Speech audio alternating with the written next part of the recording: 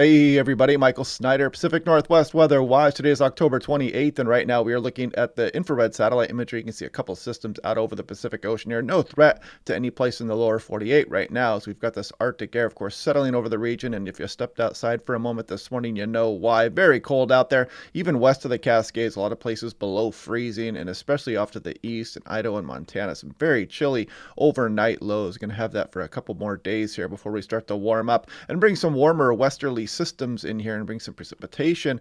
And some of the models have been showing at some wind coming up here as well. Some pretty potent systems showing up in some of the model runs. We'll look at that in some detail as we go through the video here this morning. Check out this nice affordable home weather station. It's always much more fun to watch these systems roll in when you have one of these attached to your place of residence. Also, it's not just the weather stations. They have these handheld wind meters also. And there's this thermometer, relative humidity, and the wind speed and everything. And it works with the smartphone app extremely well. Very impressed with this. It is now my go-to handheld weather station when I'm out storm chasing, for example, doing dew point and whatnot, and checking out wind speed when I'm out storm chasing. So anyway, you can save 10% off this one as well if you click that link down below.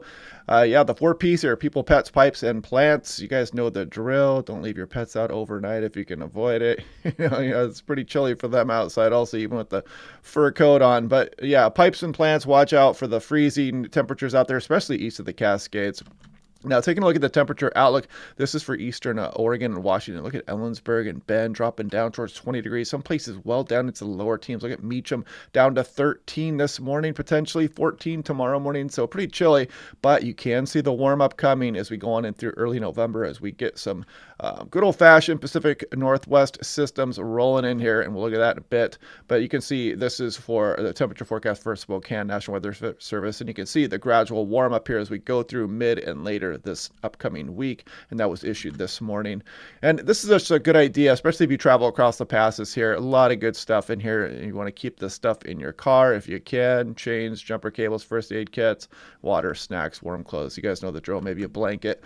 Now, looking out at the extended forecast a little bit here, this is yesterday afternoon's European ensemble run. So this is just an average of all 50 ensemble members here. So it gives us a decent picture of what's to come. You can see that north flow. They're bringing the cold Arctic air down across the area. One more bit of a ridge here as we go towards the early portion of next week, and then you can see the westerlies clearly return, and a powerful jet stream starts to get pointed back at the Pacific Northwest here. So that's something we're going to be watching here over the next few days, and something we have been watching actually. But now looking at 500 millibar heights, this is at 18,000 feet. The jet stream I just showed you was at 39,000 feet. And if we put that into motion, big ridge, Arctic air mass over the area, then you can see the Gulf of Alaska troughing get going and systems start to move back into the Pacific Northwest, and some interesting systems as well. And I'll show you a couple of those here in a moment. Now, looking at North America, you can see Alaska, BC, Washington. This is the surface pressure map. So you can see the Arctic air associated with this high pressure sagging down south across the lower 48. Very cold air mass there. And eventually this will slide all the way down through Texas, all the way down across Mexico, the Gulf of Mexico as well. And then the westerlies start rolling in here to the Pacific Northwest. You start getting some systems as we go through next week. And the European of yesterday afternoon brought a particularly powerful system there. And it's been kind of showing this off and on. Seemed like it's bouncing around the model ones, but this would be a very powerful windstorm for some of the Pacific Northwest as that moves through there as well. And taking a closer look at that, let's go ahead and speed ahead into the pattern change coming up here, and you can see the next system rolling in there, and then that powerful one. This would be a pretty damaging windstorm, actually. That is a very powerful pressure gradient on the south side of this, kind of a classic windstorm moving into western Washington there. But look at the range that it's out there. It's purely fantasy for now. We don't have any confidence in this type of windstorm hitting the area right now. Just something to watch. But looking at that, what that windstorm would bring, this is 100-meter wind speed, and you can clearly see this monster wrapping up on the coastline. Just huge winds would go up the Oregon and Washington coast. Powerful bent back occlusion right into southwest Washington. Powerful winds up the Puget Sound. And, this can happen at this time of year. November is definitely a stormy month for us here. So it's something for us to watch. And, the models have been hinting at something during this time frame here.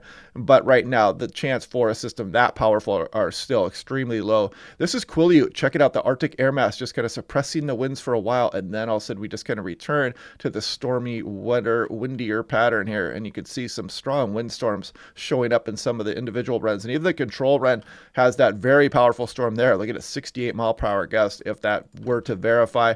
This is Hoquiam, a powerful gust of that system as well, and you can see out there ensemble members with some powerful winds in there also. So yeah, pretty, relaxed wind period we're going to be going through here until about mid and later next week. This is Seattle. That control run would bring about 50 mile per hour winds with that system here, but you can see some other big windstorms in here, and I cherry picked this one out here in ensemble member number 26. We're going to take a look at that starting here. You can see a powerful low pressure system moving into southwest Alaska, kind of hitting Haida Gwaii there. But then look at this storm system that's diving into British Columbia. Look at that 978 millibar low and actually deepening as it makes landfall there. This would be an incredible windstorm across Pacific Northwest. This is one of the nastiest storms I've seen in some of the ensemble runs in a long time. A deepening low making landfall in British Columbia would bring widespread damaging winds here. But purely fantasy for now. I know everybody likes to look at the fantasy forecast, just kind of dream about what may come here. But it's purely fantasy, entertainment only at this period. This is Seattle, Tacoma. You can see how we're going to be dry all the way till probably at least Tuesday afternoon and more likely Wednesday before the rains start to return. And you can see all the rain showing up in the ensemble members and the control members there.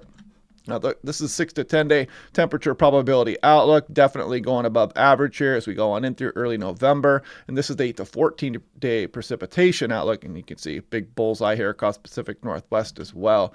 And this is the experimental. They put it out for a slight chance of heavy precipitation. And again, that's where those systems would be rolling through here. So they got a slight out for us. They actually put one out for risk of high winds as well during the same time frame also. So kind of picking up on the model's tendency to throw a fairly strong system at us in this time frame. We'll just continue to watch that day by day. Still very low confidence at this point.